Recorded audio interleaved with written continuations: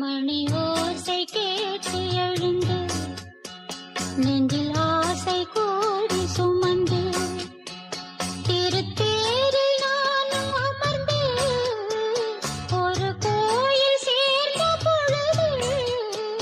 அந்த கோயிலின் மணி வாசலை இங்கு மூடுதல் முறையோ